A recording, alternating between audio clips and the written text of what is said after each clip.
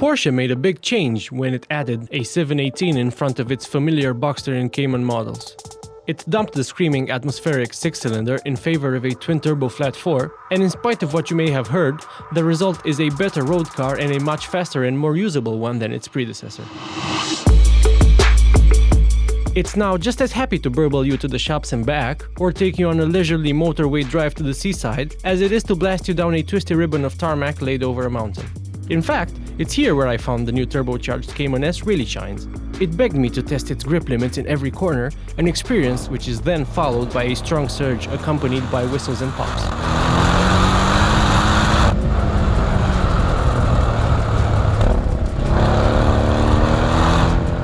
And when you've reached the road you were aiming to reach, all you have to do to unleash the new turbocharged Cayman's full character is to put the shifter in sport, move the steering wheel mounted engine mode selector into Sport Plus, and also press the traction control and DSP button so that it disables the systems halfway. It's not fully off. You can still rely on the electronics to take care of you if you overcook a corner or something.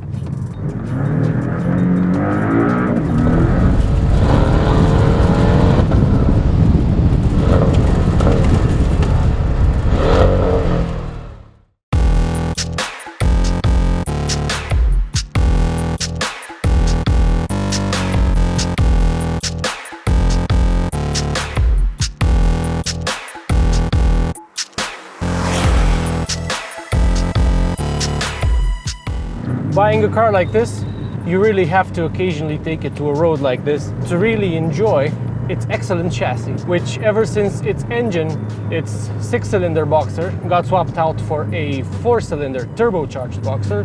Now the handling is the main part. The chassis is really balanced. The steering is the best I've ever tried on any car ever. And as a package, it delivers excitement in spades and control, and also now with the turbocharged engine, efficiency as well.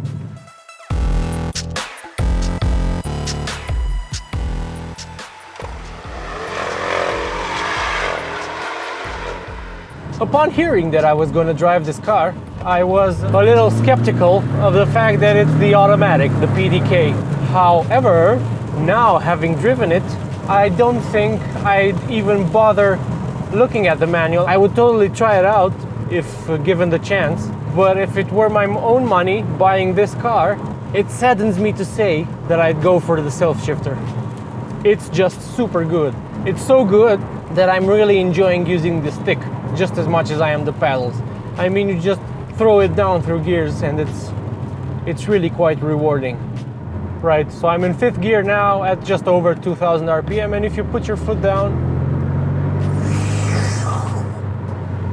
it's the best sounding Subaru I've ever driven. Although in fairness, and joking aside, it does sound slightly racier and sportier than Subaru's idea of a 4-pot Boxster turbo. The fact that you can rev it out is probably my favorite thing about this engine. And the power delivery, and the limited lag, especially at high RPMs, and the fact that driving up to this road on the highway, cruising constantly at 110 kph, the car was averaging 6.5 liters per 100 Ks, and that's really impressive considering it has 350 euro horsepower. Another thing worth mentioning is the fact that this Cayman is now cheaper than the Boxster, which is normal if you ask me, since the convertible of the same model is usually more expensive than the coupe. I mean, I approve. I don't think I would buy the drop-top Spider Boxster because there's no longer any engine you really want to listen to. This new 4-pot, it sounds okay. Whoever says it sounds bad is just hateful, but it's not that good, and you don't really want to hear it constantly with the top down.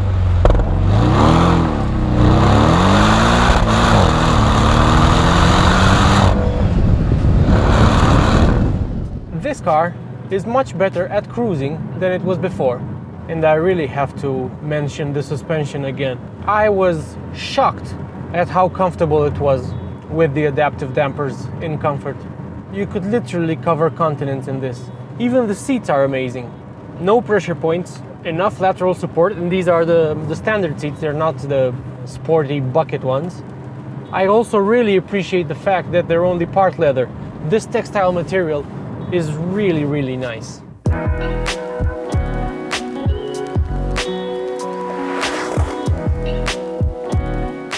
Porsche is trying to hide behind its heritage. The company was obviously frightened that people aren't going to like the way their new engine sounds, which is why they used the 718 name, which is the name of an old 60s race car that also runs a 4-cylinder boxer.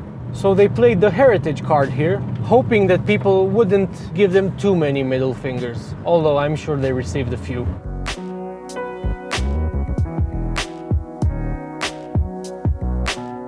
This car is special enough and fast enough to warrant getting up at 4 or 5 in the morning just to drive it and have the entire road network to yourself.